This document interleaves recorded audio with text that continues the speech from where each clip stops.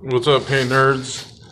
I'm over here in San Francisco, and I'm just doing a repaint.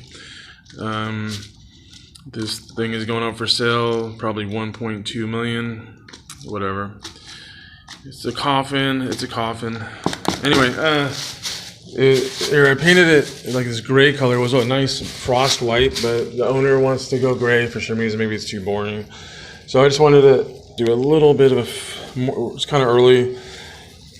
I'm doing a second coat on this wall here, and I'm gonna cut it in and just doing a light coat. In a lot of the walls these days in these newer construction properties is they're going with smoother walls. They're not doing texture. So you might even find that in the suburbs around here. I'm sure in New York City, it's kind of like, it's a metropolitan type thing. They want smooth walls. I think it makes it look bigger.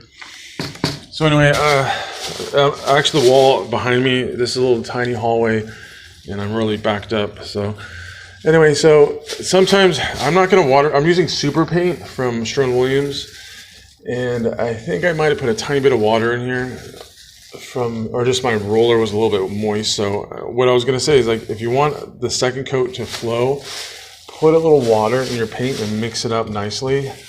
You can do it in the tray if you're not doing a lot, or do it in a bucket, or prefer a bucket and then mix it. If you have an electric mixer, even better, but just mix it really well. But sometimes I washed out my roller and I left it overnight over here.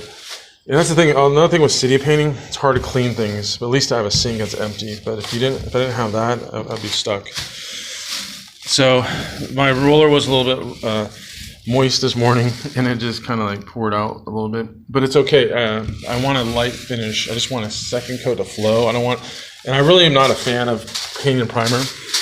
And I think in this Sherwin-Williams super paint is a primer base. It's not as bad as like a Home Depot paint, but it has a lot more, stickiness. It doesn't flow. So when you people buy this one solution type of paint, what you're not getting is flow.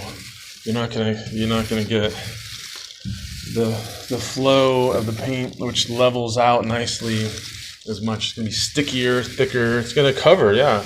But paint is not just about covering. That's for amateurs. You want flow. You want smoothness.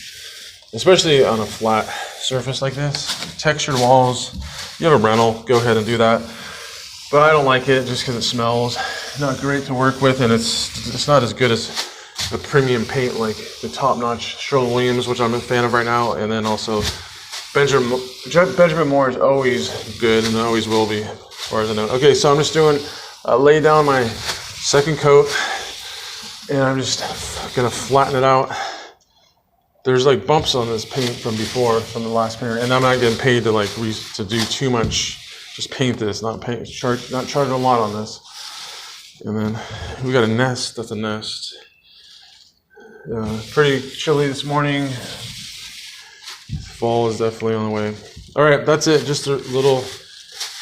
Not sure if you got anything from that, but let me just back up and see if you can see what I just did.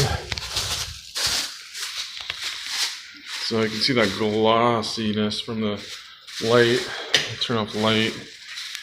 So yeah, that paint is reflecting pretty good. So this is it's called velvet. So anyway, second coat, put a tiny bit of water or some sort of paint conditioner, like a Floetrol, but water. Paint has water in it, just not a lot. A little bit will go a long way. It'll make your paint flow out better, especially if you have a paint and primer type of product.